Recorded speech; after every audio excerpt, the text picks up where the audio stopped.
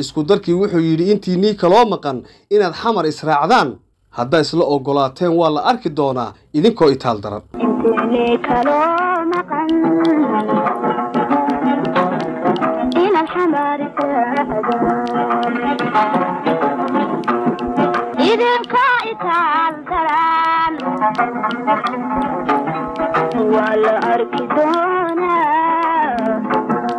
waxaynu soo gaadhnay 1960kii iyo xilligii xornimo-doonka markay hawli kaa dhamaataba mid kale ku bilaabantee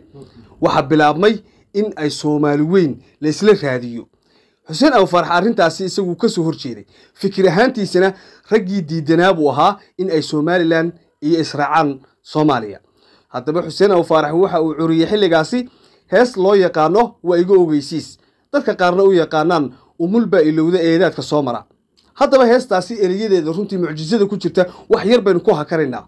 si aynu iskula faahno wuxuu ka bilaabay waxaan ururka faraya afarteena waaxood araxda isku keentee axdi baynu qaadnay shanto idil ku kala gala yacni shanta Soomaaliyeed oo dhameystiran heshiis ku kala gala ee labadiinu ha gelina buu ninkaas waaga fikirkiisu ahaa afarteena waaxood araxda isku keentee axdi baynu qaadnay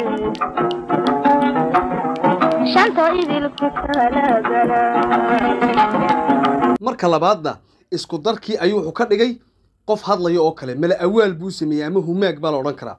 wuxuu yiri isku darkii wuxuu yiri buu leeyahay markaa isku darkii wuxuu yiri intiinii kaloo maqan inaad xamar israacdaan haddaa isla ogolaateen waa la arki doonaa idinkoo itaal daran iridu way banaantahay waa iga ogeysiis eedaadka soo mara umulba ilowdee allow sahal umuuraha adaa noo aqoonay isku darkii wuxuu yiri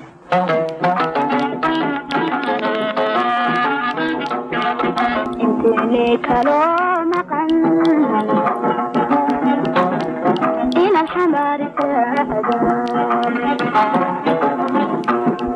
hadda isla ogolaateen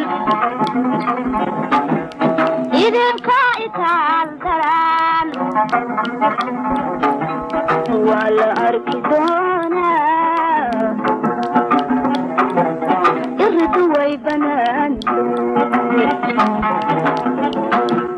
هذه عادل أودل وإذا أغيث إذا كتومرين ألسها الأمورها labadooda oo kaliya ayuu diidanaa inay israacaan oo hadhow marka la kala baxayo muranku badan doono waxaad moodaa inuu sii ogaa oo kale amaba ilhaanta uu Ilaahay siiyay heerka gaarsiisnay waxa kale uu tiriyay abwaanku hees kale oo Cumar Dhuule qaado oo ugu ducaynayay Somaliland balse ekeeyaha laga dhigayo gabadh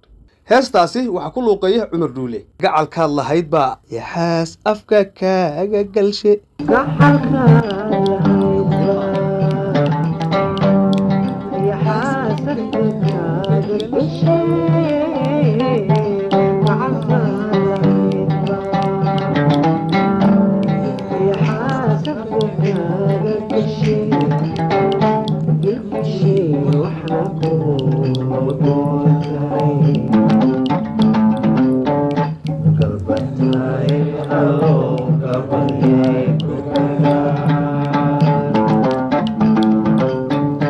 Garam